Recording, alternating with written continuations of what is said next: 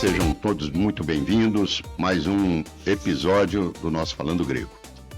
Hoje temos a honra de conversar com um dos grandes nomes da cardiologia de Uberaba, de Minas Gerais, do Brasil e do mundo, Dr. Celso Salgado, ex-professor da UFTM, médico cardiologista, especialista em estimulação cardíaca artificial,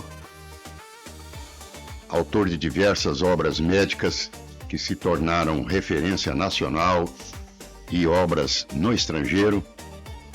Dr. Celso construiu uma carreira marcada com muita inovação, dedicação à docência e profundo compromisso com a vida humana. Ao longo de décadas, formou gerações de médicos, levou conhecimento adquirido a grandes centros e em toda a nossa região, ajudando a transformar a cardiologia como conhecemos hoje. Prepare-se para uma conversa rica, histórica, extremamente esclarecedora sobre medicina, em especial o marca-passo cardíaco, tecnologia, humanidade e legado. Dr. Celso Salgado, é uma grande honra recebê-lo aqui no Falando Grego. Muito obrigado pela sua presença. Uma obra-prima que eu te retirei do seu livro, que fala: quando descobrimos que absolutamente nada é definitivo, inclusive a vida, compreendemos a inutilidade do orgulho, a tolice das disputas, a estupidez da ganância e a incoerência das tolas mágoas. Escrito por Chico Xavier, uma das coisas maravilhosas que você tem nos seus livros. Foi especialista pela Sociedade Brasileira de Cardiologia, SBC, título de especialista na área de atuação em estimulação cardíaca e eletrônica da Associação Médica Brasileira e sócio fundador da Sociedade Latino-Americana de Estimulação Cardíaca, atual do Cardiologia e Eletrofisiologia, atual do Latin American Heart, o LAHRS, graduado pela Universidade Federal do Triângulo Mineiro, a nossa querida UFTM, ex-médico residente do Instituto Dante Pazanese, com muita honra, em cardiologia no estado de São Paulo. Dr. Celso Salgado, antes de falarmos de tecnologia e medicina, quem é o senhor fora do jaleco, fora da vestimenta médica? Como se descreve pessoalmente? Doutor Constantino, em primeiro lugar, muito obrigado pelo honroso convite, né? Essa honrosa oportunidade de mostrar um pouco da minha experiência na cardiologia e na estimulação cardíaca. Eu me aposentei, né, da universidade recentemente e levo uma vida assim, ligado ainda à medicina, porque eu continuo escrevendo livros, né? Faço vídeos para o YouTube e o TikTok. E evidentemente que os livros, né, onde é uma paixão que eu tenho, né, de escrever, eu estou terminando um livro agora de quase 1000 páginas, que é o Dicionário de Cardiologia. São nove livros que o senhor editou e mais 9 aqui no Brasil e 2 no exterior. 2 no exterior, e tem também um livro de eletrocardiograma em cães e gatos, né, que eu coordenei com o pessoal da USP de São Paulo. Esse livro é extremamente importante, que depois nós podemos conversar um pouco sobre as arritmias, né, nos animais. O currículo do Dr. Celso Salgado, sem dúvida, se eu ficar aqui, vou ficar mais horas e horas falando sobre a vida dele, do currículo, da sua especialização em marca-passo. Onde nasceu a sua vocação pela medicina, Dr. Celso? Constantino, quando eu tinha aproximadamente 10 anos, eu já dissecava pequenos animais que eu encontrava mortos, né? Talvez um preá, passarinhos. E ali eu tinha uma grande paixão pela anatomia. Inclusive, isso aí me ajudou muito na anatomia humana. Então, aí apareceu a paixão pela medicina. Estimulado também pelo meu pai, que eu tive pouca convivência, mas sempre dizia que eu seria um grande médico. E assim, eu vim estudando e me dedicando muito onde eu passei. Eu tive assim um currículo muito bom e sempre me apaixonado pela medicina. E quem que o levou a gostar da cardiologia? Quem que foi o seu grande orientador, o seu grande guru que te levou a gostar de cardiologia? Dr. Silvio Pontes Prata. No primeiro ano de medicina, Constantino, eu fui morar no hospital de cardiologia, o Prevencor, ali na Floriano Peixoto. E ali eu me apaixonei por completo pela cardiologia. Achava que o eletrocardiograma era uma coisa extremamente difícil, mas eu consegui aprender já nos primeiros anos da medicina. E o Dr. Silvio Prata me ajudou muito, me ensinou muito, muita cardiologia, porque eu morava dentro do hospital, né? Então eu acompanhava ele dia e noite. Ele foi o meu grande incentivador. Foi o segundo pai que eu tive na vida, né? Agora, sobre o Chico Xavier, o principal médico dele era o Eurípides Tahan, mas eu era o médico substituto. Quando ele viajava, eu olhava o Chico Xavier, né? Então, essa homenagem que eu fiz no livro é porque realmente eu sou apaixonado pela doutrina espírita. Doutor Celso, é, como que o senhor teve a sua experiência de formação nos grandes centros? Foi extremamente útil a minha ida para São Paulo. É um mundo novo, novas tecnologias, novos professores, né? São Paulo Então, ainda é o grande centro ainda é. de medicina no Brasil? Isso, ali nós temos grandes profissionais. O maior deles hoje, atualmente, é o Dr. José Carlos Paixão Mateus, né? Formou aqui em Uberaba e é um Foram nossos médico, alunos aqui, os três aluno, irmãos. conhecido assim internacionalmente, né? Pelas técnicas, né? Ele desenvolveu a cardioneuroablação, né? Que é um tratamento para síncope, que é o desmaio de jovens sem cirurgia. Então ele é um indivíduo, assim, um médico fantástico, né? Ele está lá em São Paulo e está lá no Hospital do Coração. O senhor citou o Dr. Silvio Pontes Prata como um grande mentor. Quais os outros mentores que o senhor teve também na sua vida profissional? Em São Paulo eu devo muito a minha formação ao Dr. Décio Corman, né? Que E é o do Dr. Adib Instituto Japene, Dante Pazanese. do Dante Pazanese, Sim. e do Hospital do Coração. Tanto o Dr. Décio Corman como o Dr. Adib Jatene. Né? Tive também uma boa convivência com o Dr. Zerbini, na Beneficência Portuguesa, né? Onde eu fiz um estágio com ele. Aliás, eu tive o privilégio de conhecê-lo aqui na inauguração do Hospital São Marcos. Exatamente. E o Dr. Zerbini que esteve aqui. Dr. Zerbini. Né? Quando que o senhor percebeu que o tema marca-passo seria o caminho importante na sua carreira? No início quando eu comecei a faculdade, não tinha ninguém que fazia marca-passo aqui em Uberaba, em Uberlândia. A região toda, os pacientes morriam muito de bloqueio atrioventricular total, porque, como você sabe, aqui é uma zona endêmica da doença de Chagas. E uma das complicações da doença de Chagas é realmente o bloqueio cardíaco.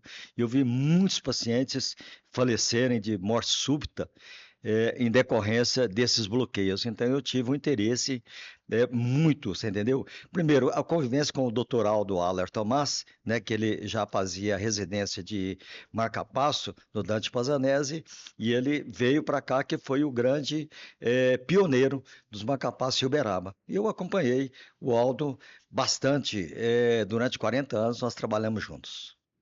O Aldo, inclusive, É. é meu primo.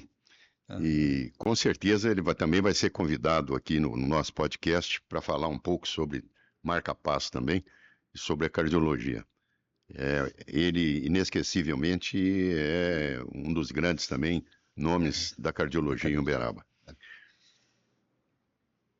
E foi justamente seguindo esse caminho que veio um dos maiores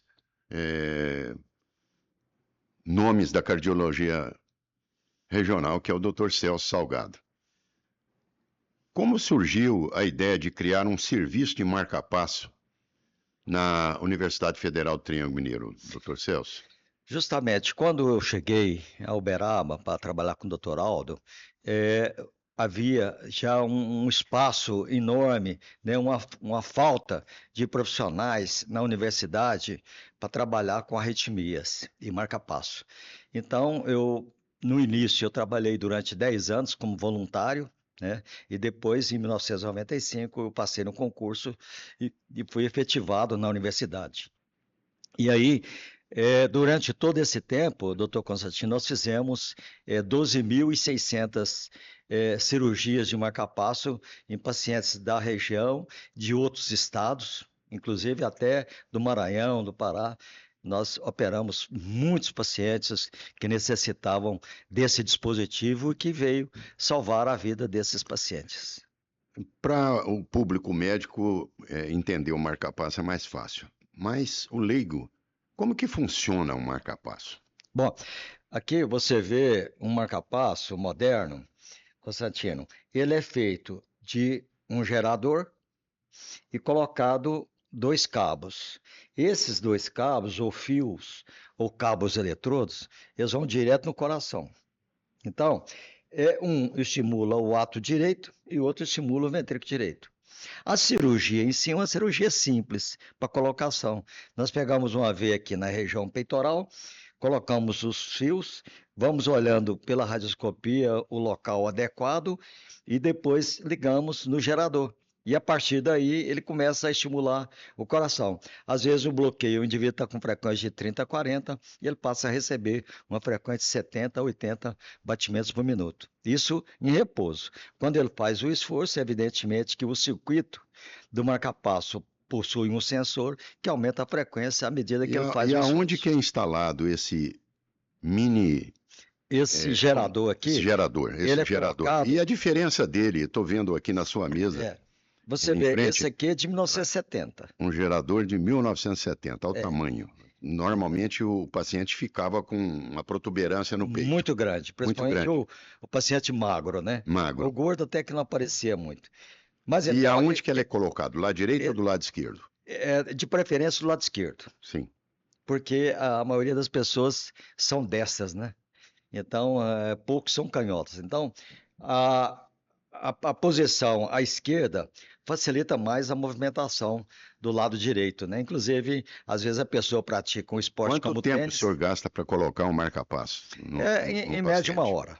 1 hora. 1 hora. Isso no marca-passo convencional. Anestesia geral ou local? Local com sedação, né?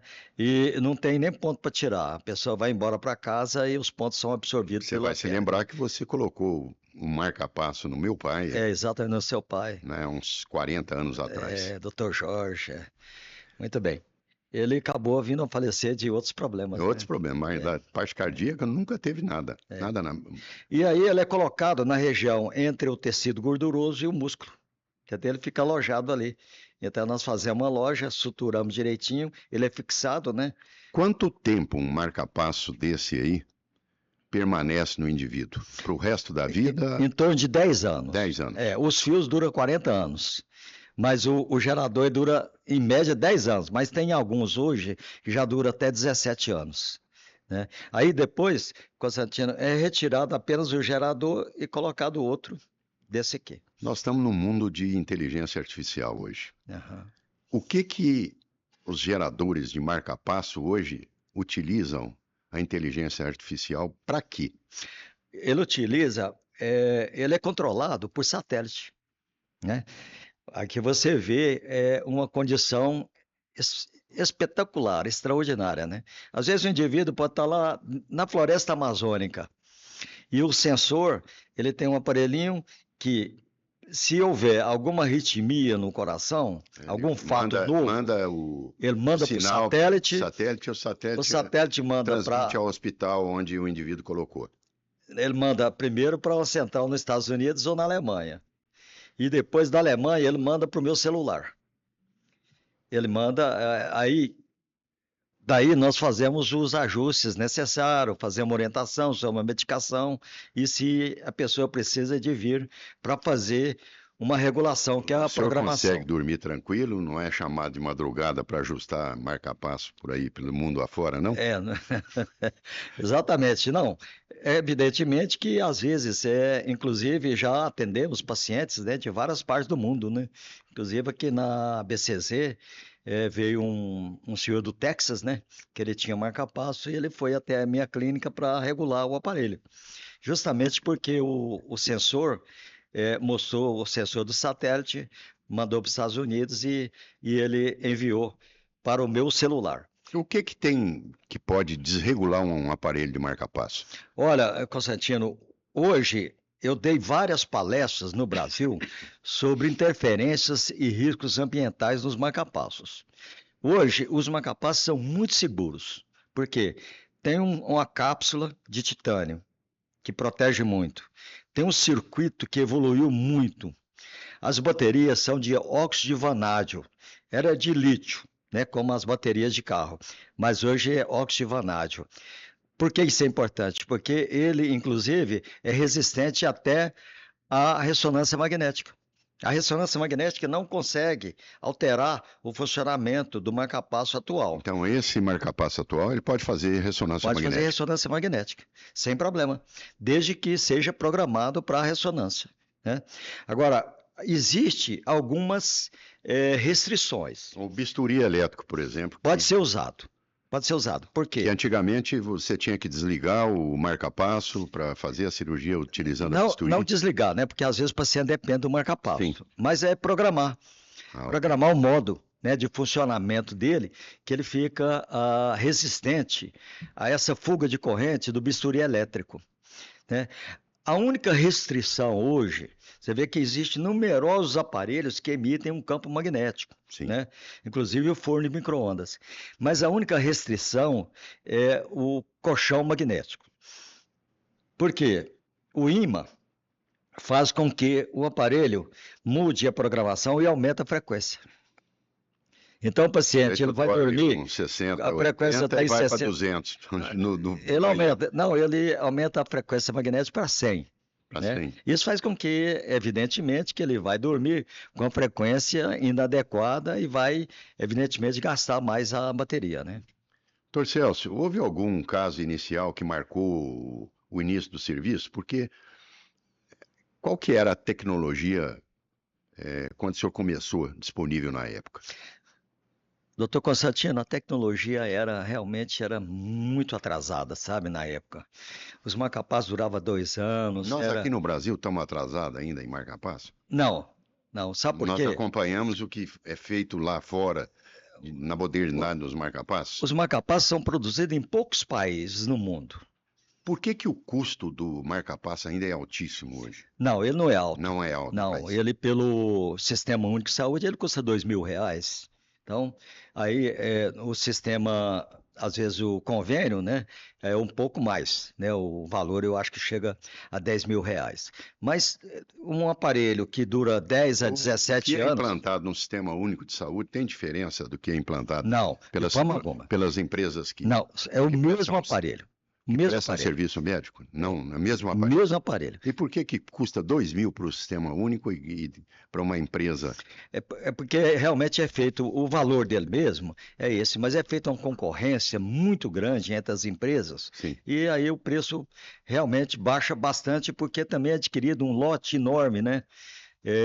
São 20 hospitais universitários no Brasil que trabalham com marca-passo, né? Então é um lote enorme, então eles conseguem um valor bem baixo. E também porque não sei se o governo comprando, eu acho que há uma redução dos impostos, né, na produção desse aparelho. Mas, doutor Constantino, os aparelhos que vêm para o Brasil, eles são produzidos na Alemanha e nos Estados Unidos. Não tem outros Os pioneiros países. são os alemães que começaram a fazer o marca-passo na Não, realidade? não. Ou foram os americanos O primeiro marca-passo foi feito na Suécia, na Suécia? em 1958, pelo Dr. Senin, Eksenin, o cirurgião cardíaco que implantou o primeiro marca-passo. Ele durou 2 dias só. Aí ele implantou novamente,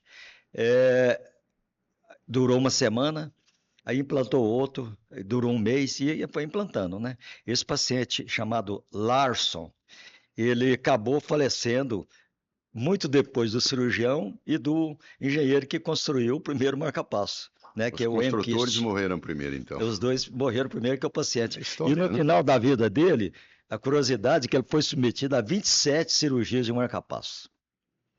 É um recorde mundial, né?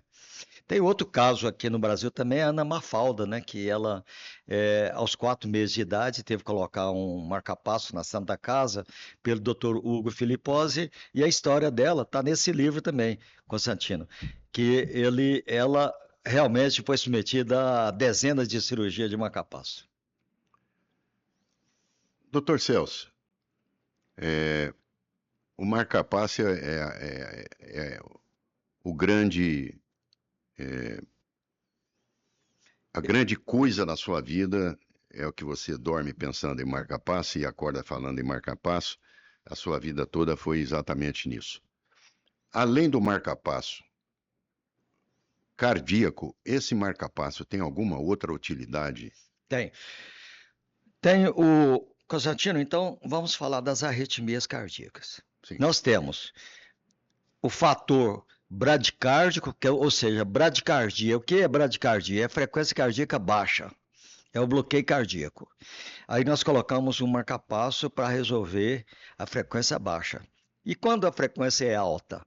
Quando o indivíduo tem 200 batimentos por minuto, uma taquicardia ventricular, e com risco de morte súbita, aí nós colocamos o cardiodesfibrilador, que é um aparelho que regula a frequência cardíaca elevada.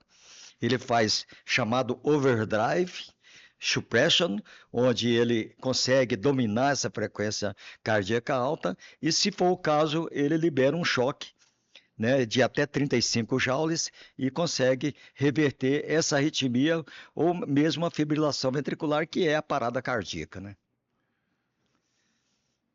Nós estamos no nosso podcast Falando Grego, entrevistando o Dr. Celso Salgado,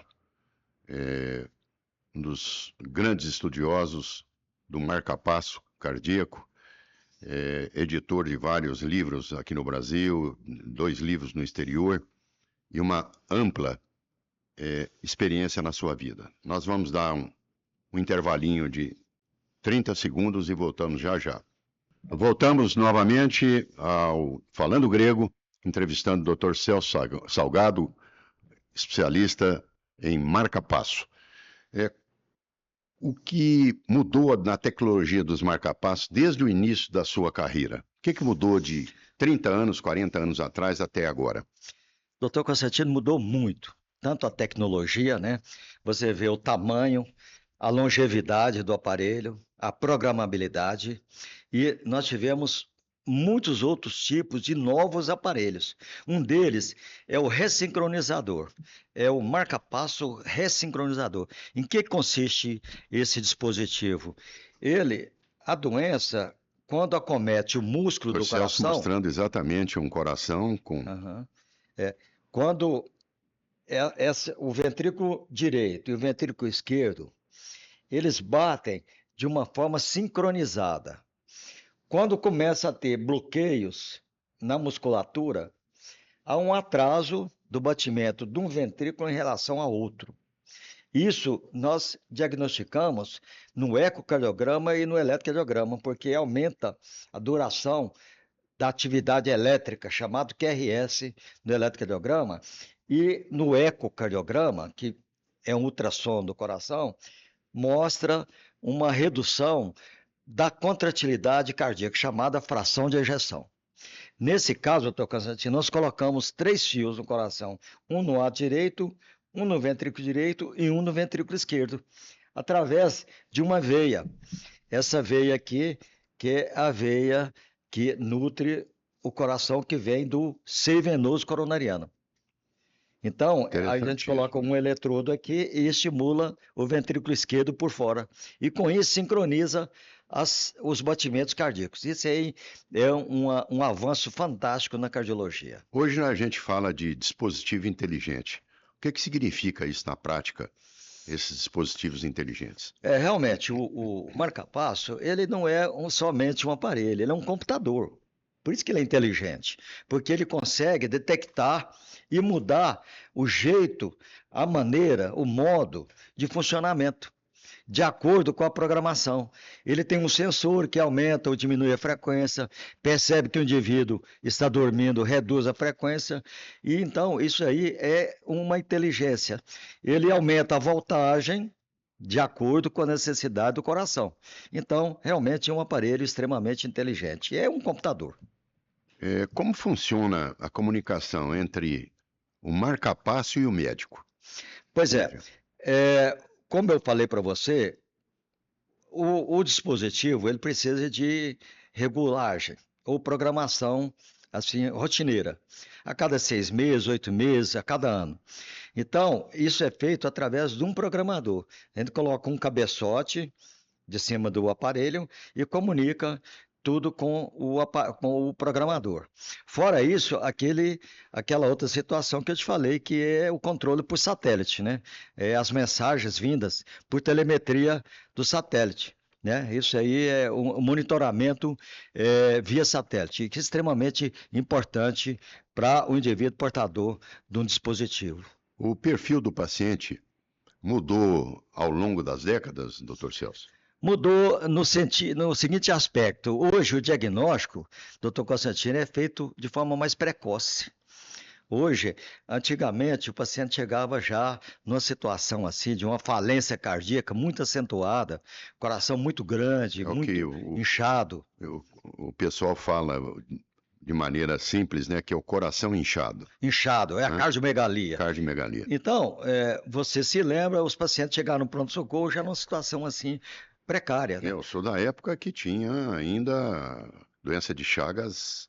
Aqui dentro de Uberaba, tinha bairros. Em algumas cidades aqui perto também. Aqui perto, Bambuí, você lembra, né? Onde Bambuí, tinha doença de Chagas em quase todo mundo, né? Então, hoje o perfil mudou porque tem uma coisa que ajudou muito a medicina, a telemedicina. Inclusive, eu faço, por exemplo, em locais aí, em rincões onde não tem médico, não tem farmacêutico, não tem enfermeiro, não tem nenhum profissional de saúde, mas às vezes um técnico num posto de saúde é capaz de ligar o eletrocardiograma e esse eletrocardiograma é transmitido pela internet. E aqui nós fazemos o diagnóstico. E nesses casos, muitas vezes, nós salvamos vidas. Por quê? É fácil o diagnóstico de um bloqueio e a orientação para que o paciente venha até o centro para implante do marca-passo ou fazer outro tipo de tratamento de determinadas arritmias que não seja a bradicardia nem a taquicardia. Existem mitos ainda sobre o marca-passo? Existe, mas muito pouco. Por quê? Com a melhora da tecnologia, como eu falei, os riscos ambientais, as interferências, elas foram desaparecendo com o tempo, sabe? Mas tem ainda pessoas que realmente acham que alguma coisa interfere, tem medo de micro-ondas, tem medo de fios de alta tensão, tem medo de aparelhos eletrodomésticos como ferro de passar roupa, máquina, mas nada disso interfere. Nós estaremos mostrando no nosso Falando Grego, as imagens do antigo e do novo marca-passo, essas diferenças importantes. Inclusive, vai ser mostrado o grande museu que o senhor colaborou e ajudou a montar no Dante Pazzanese, o Museu do Marca-Passo, que é um brinco de estrutura, foi feita o senhor me tinha explicado como que foi realizado isso no Instituto Dante Pazzanese, um museu maravilhoso. Nós vamos rodar esse vídeo, estará rodando daqui a pouquinho, esse vídeo sobre o Museu do Marca-Passo. Doutor Constantino, eu comecei a montar esse museu no primeiro ano de medicina. Eu sei que você tinha esse museu aqui em Uberaba. Eu me lembro ali no prédio novo que foi idealizado pelo doutor Valdemarial. Foi construído na época dele, na administração dele. Certo. E eu vi esse museu de marca-passo ali, um pedaço dele ali. Mas justamente ele cresceu tanto, muito mesmo, que chegou a 650 peças. E aí eu tive o convite da doutora Amanda, diretora do Dante Pazzanese, me procurou e fez a proposta. Ele, juntamente com os outros diretores, propuseram fazer um centro, né, construir uma sede para o museu. E construíram uma sede de 100 metros quadrados e nós colocamos um museu. Entretanto, as 650 peças não estão lá, todas lá. Algumas estão no almoxarifado do Dante Pazzanese. Mas em 40 anos que eu trabalhei montando esse museu, eu tive de tirar aqui porque realmente ficou grande demais. Eu troquei muitas peças com o Museu de Minneapolis, da Bakken Society and Library de Minneapolis, com o Dr. Furman e o Dr. Bakken, né, que é o fundador da Meditronic, que também é o fundador do museu lá de Minneapolis. Então nós trocamos, eu tinha peças repetidas, então nós trocamos, fizemos esse intercâmbio muito grande. E esse museu hoje, ele está na internet também, em vários idiomas. Então as pessoas que desejam é só acessar Museu do Marca-Passos do DECA, que vai aparecer a minha foto, né, como curador, e também todos esses marca-passos colocados lá no então, museu. Os senhores que estão acompanhando nós falando grego vão acompanhar aqui um vídeo mostrando exatamente esse Museu do Marca-Passo no Instituto Dante Pazzanese, em São Paulo. Esse é o Museu do Marca-Passo. Está instalado dentro do Hospital Dante Pazzanese, que é um hospital referência do coração em São Paulo. Aqui, o nosso querido Dr. Celso, que é o curador e que pensou esse museu, trazendo para cá peças do mundo inteiro e pessoas do mundo inteiro com equipamentos desde a década de 1940, mostrando a evolução do marca-passo, a evolução das curas através dessa técnica tão revolucionária que salva tantas vidas. Aqui é o Museu do Marca-Passo, mas podia chamar Museu da Vida, Museu do Coração, porque aqui está registrado milhares e milhares de vidas salvas, né? Estão registradas aqui para a posteridade. Uma coisa que a gente devia ver, muito mais pessoas deviam vir aqui ver o trabalho que esses médicos desenvolvem, que é um trabalho silencioso dentro dos seus consultórios, dentro das salas de cirurgia, mas que refletem em tantas vidas e impactam tantas famílias. Ali naquele museu, Constantino, tem o primeiro marca-passo feito no mundo, não um marca-passo interno como esse aqui, marca-passo externo. Então ele era grande, tocado a manivela e foi feito pelo Dr. Raimann em 1932. E eu construí um aparelho exatamente igual esse, tocado a manivela. Para produzir energia, né? E tinha 2 alças para colocar na ambulância para levar o paciente. Meu Deus. E o que é interessante é que o eletrodo era espetado diretamente. Charles Chaplin, né? Nos tempos modernos, muita coisa que representou na evolução tecnológica do ser humano, né? Você sabe que tem uma história interessante de Charles Chaplin e Einstein, em 1920, durante um congresso. O Einstein, época do cinema mudo, o Einstein disse assim para Charles Chaplin: sabe o que eu mais admiro na sua arte? É que você não diz uma palavra e todo mundo te entende. Aí o Chaplin, na sua inteligência, né, falou assim: calma, mas a sua glória é muito maior, porque o mundo inteiro te admira sem entender o que você diz, que era a lei da relatividade, que não caiu até hoje, né? Exatamente. Dr. Celso, quais os casos que marcaram profundamente a sua vida profissional? Constantino, desde o início, o que me marcava é o seguinte: o paciente chegar morrendo no pronto-socorro e a gente nós devolvermos a vida para esses pacientes. Isso me marcou terrivelmente. Tem algum caso especial que... Tem muitos casos. Porque na maioria desses pacientes a gente acaba sendo amigo eternamente depois desse paciente. O caso que mais me marcou, tem aí o filme, inclusive está no TikTok, né, que é o caso da criança de Araguari, que é o Joel Lessa Santos, inclusive passou no Jornal Nacional Na época, foi uma coincidência muito grande. Eu estava operando a criança e a Rede Globo, a afiliada da Rede Globo aqui, a TV Integração, estava fazendo uma reportagem dentro do bloco cirúrgico. E aí Maravilha. alguém comentou, o diretor comentou, falou, está tendo uma cirurgia inédita aí. E eles filmaram, e aí está. Eu até enviei para você, né? Não sei se você vai conseguir. Eu vi, exatamente. Esse marcou muito porque foi uma criança que chegou em estado assim precário, né? Com 48 horas de vida, o coração batendo a 39, com insuficiência É cardíaca. vivo ainda esse É rapaz. vivo e muito Que bem. coisa. Mas já foi submetido a 4 cirurgias de marca-passo, né? Na troca. Tem a imagem dele aí, você viu, né? Nós vamos postar a imagem dele. Ele está com 33 anos e tem 2 filhos, né? Maravilha. Esse marcou realmente foi um caso assim inédito. E transformou alguma coisa sobre sua profissão, sobre Transformou, seu sabe por quê? comportamento? Olha aqui, veja bem. O coração, se eu colocasse um eletrodo, a criança tinha 2,5 kg. Se eu colocasse um marca-passo No lugar normal, errado. o que ia acontecer? Ele ia crescer. Sim. E aí ia soltar o fio de dentro do coração. Aí eu já tinha percebido em autópsias de pacientes com marca-passo, Constantino, Que ele mudava de posição. tem um local dentro do coração que o eletrodo não prende. Sabe onde? No lado direito. Ele não prende. Todo lugar, nas veias e no ventrículo, ele prende. Então, o que eu fiz? Eu fiz um looping.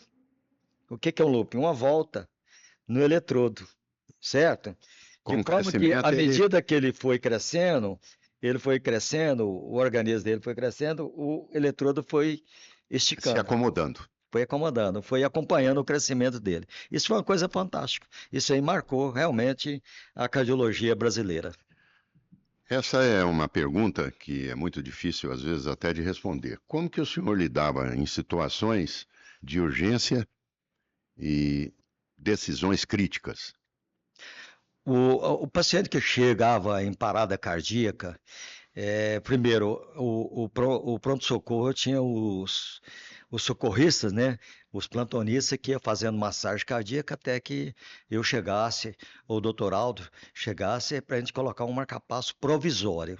Aí colocava um marca-passo provisório, o paciente restituía, né, a consciência, né? Porque até lá, a parada cardíaca traz uma inconsciência muito grande, né? Aquela confusão mental.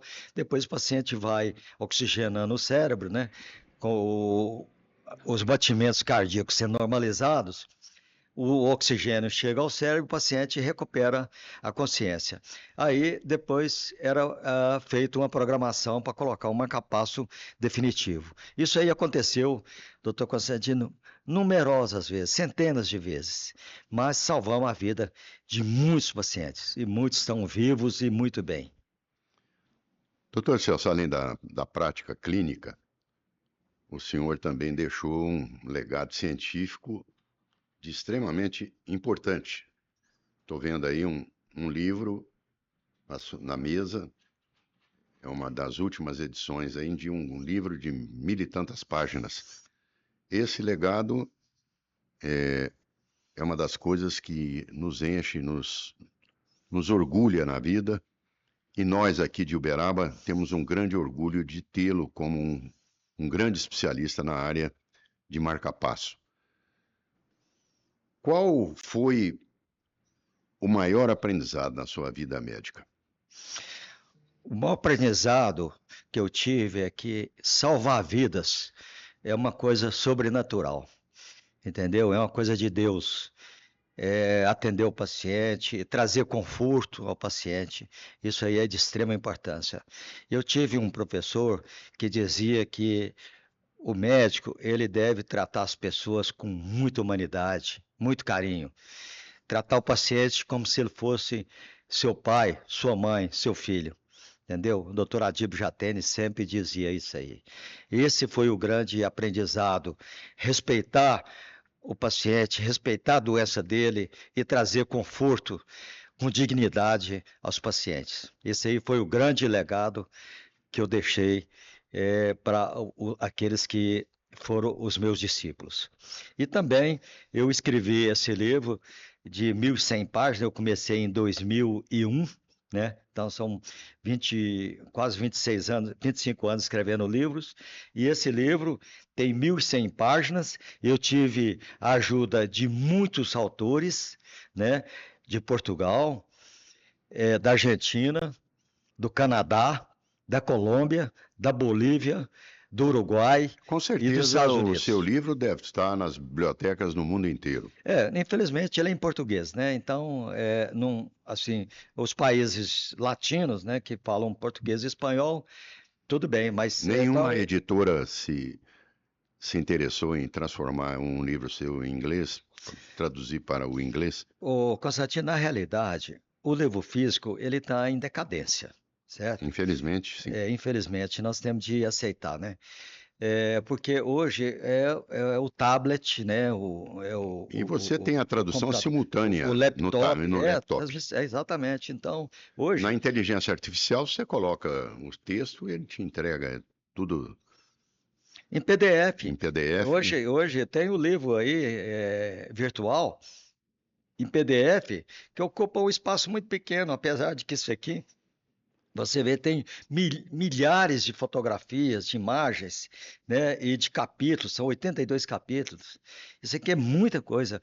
Agora, hoje a inteligência artificial, ele realmente, se você entrar lá, ele mostra esse livro. Quais são os grandes mestres que o senhor homenageia no seu livro, principalmente daqueles que te deram a mão aqui em Uberaba durante a sua vida acadêmica na UFTM? É um prazer imenso homenagear esses professores. Por que que hoje eu sou um grande escritor, um dos maiores do Brasil nessa área? Porque eu tive professores. Você é um grande ortopedista porque você teve professores, né? Então, eu homenageio os grandes professores da cardiologia da nossa universidade. Especialmente Dr. Silvio Pontes Prata, Dr. Lineu Miziara, Dr. Humberto Ferreira, Todos Dr. Edson Luiz Fernandes, Dr. Esdio Martino e o Dr. Rome Cecílio, que foram os grandes mestres que me ensinaram muito cardiologia na minha universidade. Parabéns. É isso que a gente tem na vida, é uma palavra só, né? Gratidão por aqueles que nos ensinaram, nos deram a mão, nos mostraram o caminho das pedras. Exatamente. Né? Eu estava esquecendo do Dr. Randolfo Borges. Randolfo Borges também, grande personalidade também dentro da história da UFTM. Exatamente. O que mudou a relação médico-paciente, Dr. Celso, ao longo das últimas décadas? Mudou muito, né? Tanto o médico como o paciente. O médico hoje ele é muito mais frio do que o médico de antigamente, né? O médico de antigamente ele tinha mais carinho, mais tempo para conversar com o paciente. Hoje não. Os médicos formados hoje, infelizmente, eles vão muito de exame, têm uma pressa muito grande, atendem os pacientes de forma apressada e às vezes pede aquele monte de exame, aí o exame vem, ele olha o exame e fala, olha, não deu nada. Então, não tem aquele carinho especial com o paciente. E o paciente hoje, ele é mais exigente também, porque ele conhece. Muito mais. Antes de consultar um médico, ele consulta Dr. Google. Ou então a inteligência Ele entra artificial. no Google e vê lá o que é a doença dele, ele já chega com informações. Né? Então, os pacientes hoje são bem mais informados. Rotina hoje, verdade. Dr. Celso, como imagina o futuro dos dispositivos cardíacos aqui no Brasil? Como que o senhor vê o futuro disso? O futuro da cardiologia? E principalmente dos dispositivos cardíacos que o senhor trabalha. A cada dia surgem novos equipamentos, né? Hoje nós temos a nanotecnologia. O que é isso aí? Nós já estamos utilizando a nanotecnologia em medicamentos, já, né? Exatamente, medicamentos. Medicamentos que você usa um terço, um quarto da dose do medicamento original. Exatamente. E sem ter efeitos colaterais tão grandes como a dose grande, né? Evoluiu, né? O que é a nanotecnologia nos dispositivos implantáveis? É um marca-passo, ele é tão pequeno que ele não tem fio. Ele é implantado dentro do coração, com a punção de uma veia, ou seja, uma cirurgia sem corte. o paciente recebe esse marca-passo e vai para casa, E entendeu? qual a durabilidade desse 10 marca-passo? anos. 10 anos 10 também. anos, é. E depois, E para quando ele... retirá-lo depois? Não, tem o dispositivo para retirar, né? Porque ele tem umas garrinhas que prende dentro do coração e essas garrinhas, elas são retráteis. Por isso que a gente fala, né? Quem inventa um software, ele sabe como colocá-lo em prática e como destruí-lo também, né? Sabe Esse é o como grande destruí-lo. problema, né? É. Agora, a evolução da tecnologia, doutor Constantino, você trabalha muito com a tecnologia, mas nessa área aqui, o grande feito foi em 1947, com a invenção do transistor, né? Então, 3 grandes cientistas, inclusive, receberam o prêmio Nobel, que transformaram toda a tecnologia, né? Porque até os rádios antigos, grande, a válvula, né? Eles foram reduzidos graças à invenção do transistor. E graças ao transistor é que fizeram o marca-passo. Nós começamos a trabalhar num pequeno espaço, que é a cirurgia vídeo artroscópica do joelho. Exato. Então nós trabalhamos num espaçozinho tão pequeno, né? Hoje a gente já não está nem falando mais em artroscopia, nós já estamos falando em robótica já. A robótica, né? é. A robótica entrou também nessa área de marca-passo também? Já está Será entrando, que o né? robozinho daqui Já, ele vai lá e coloca o marca-passo lá dentro do coração? Sem... Não, não é bem assim. Para implantar o marca-passo, precisa de uma habilidade muito grande e de um conhecimento vasto da anatomia do coração, Constantino.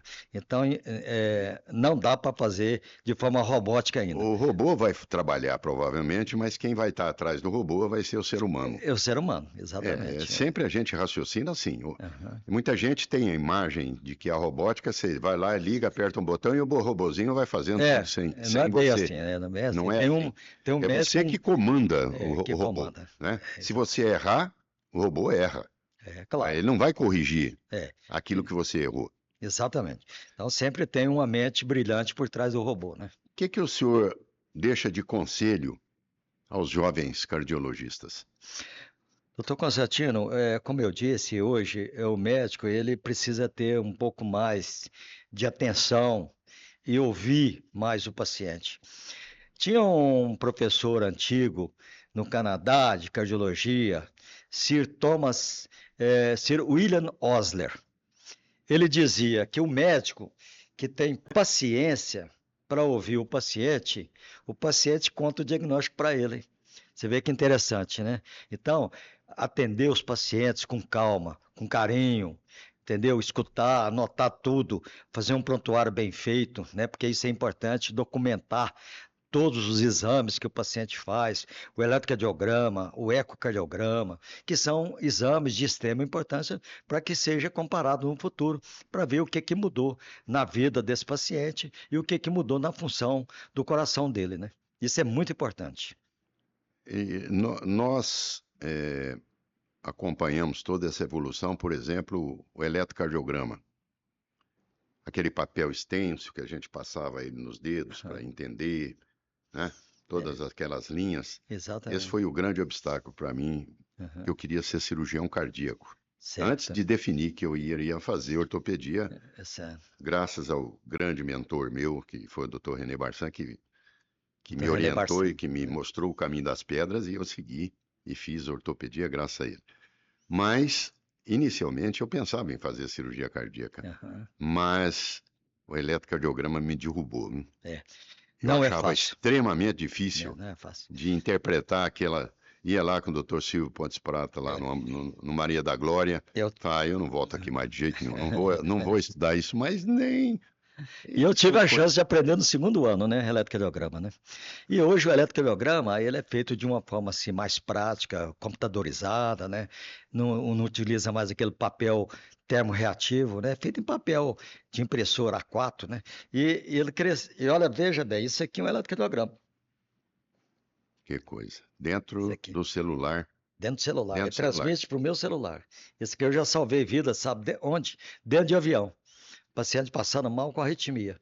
Então eu fiz o diagnóstico, coloquei no peito do paciente e aparece aqui o eletrocardiograma. Esse dispositivo que o senhor usa foi desenvolvido Nos Estados nos Unidos, Estados Unidos. né? Chama a Qualquer LifeGuard. médico cardiologista pode ter um. Pode, qualquer médico. Eu Não, não- inclusive pacientes. Eu não tinha visto um. Inclusive pacientes, mas também o relógio, tem o relógio Hoje também. tem o relógio Watch. também que tem. Esse watch que dá também arritmia, que é muito mais prático do que esse aqui, ó.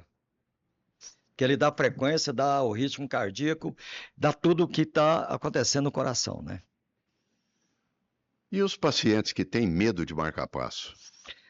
Não, mas esse medo praticamente acabou, né? Porque sabe o que acontece?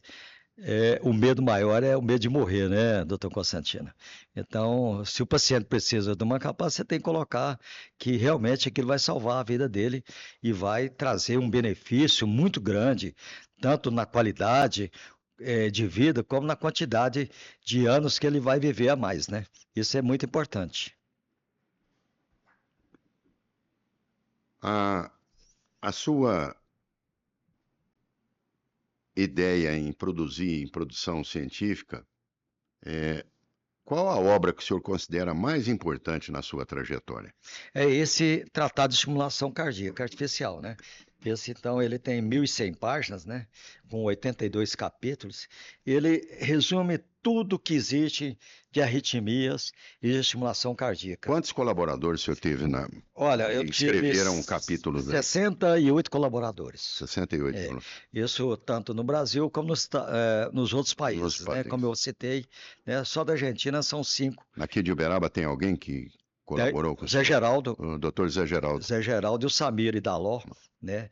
Me ajudou grandes também. cardiologistas aqui também. E o doutor Otaviano, que me sucedeu na universidade, né? Ele me ajudou muito. Doutor Rodrigo Cunha me ajudou também. Doutor Zé Geraldo, doutor Rodrigo, doutor Marcelo Marra também me ajudou. O Aldo também me ajudou em algumas figuras. Então eu tive muita ajuda aqui do pessoal de Uberaba, sem contar, né, o Dr. Lineu nas primeiras edições, né? Dr. Lineu e Dr. Silvio Prata, né? O Lineu era um ícone um em gênio. música, Tudo, como escritor, com tudo, cientista. Ele é um professor extraordinário, né? De uma didática. O que o senhor mais gostava? Escrever, ensinar ou operar? Os três, né? Os três. Eu sempre gostei dos três. Tem um que o senhor gosta mais? Pelo que o senhor produziu. O que, assim, trazia até mais prazer... a sétima prazer, edição do Tratado de Estimulação Cardíaca Artificial. Doutor Constantino, o que me deu mais prazer foi fazer uma cirurgia e salvar a vida daquele paciente. Isso realmente é uma coisa sagrada, né? O médico que pode fazer um tratamento desse tipo e salvar a vida de uma pessoa, de uma criança, isso aí tem um valor muito grande, né? No meu conceito. Sem dúvida, nós estamos indo para o nosso encerramento e histórias maravilhosas sobre a vida do Dr. Celso como acadêmico, como professor, como médico e como escritor, e deixa um legado. Isso nos orgulha muito de ver esse grande livro seu de Tratado de Estimulação Cardíaca Artificial na sua 7ª edição. Isso. E esse aqui vai ser dedicado a você, que eu vou autografar. E eu te agradeço muito, Celso. Com grande prazer. Pela amizade, por ter aceitado o nosso convite para vir aqui ao nosso podcast. Esse objetivo do nosso podcast é trazer as pessoas que fizeram algo dentro da medicina que seja lembrado um dia como um pioneiro dentro da medicina. E nós temos muitas pessoas aqui na nossa escola e você é um deles, é um dos grandes professores que deixa esse legado maravilhoso sobre marca-passo, sobre estimulação cardíaca artificial. Te agradeço muito. Muito obrigado pela sua presença, pela sua generosidade em compartilhar a sua trajetória, as suas experiências e a sua visão tão clara sobre o futuro da cardiologia, o uso do estimulador cardíaco artificial, o famoso marca-passo. Hoje, revisamos história, ciência, tecnologia acima de tudo, uma das coisas muito importantes do senhor, humanidade. o senhor deixa um legado que ultrapassa as fronteiras da nossa UFTM e marca profundamente a medicina brasileira. Quem for ao exterior, com certeza vai ver algum dos seus livros na biblioteca das escolas de medicina. Eu vou deixar para as suas despedidas as suas últimas palavras, os seus conselhos, as suas ideias para o futuro da cardiologia. Eu agradeço muito pela honrosa oportunidade e eu gostaria de dizer que eu fiz muitas realizações na medicina e todas elas foram realizações positivas, como implantar marca-passo em 12.600 pacientes que estavam sofrendo e viveram graças ao implante do aparelho.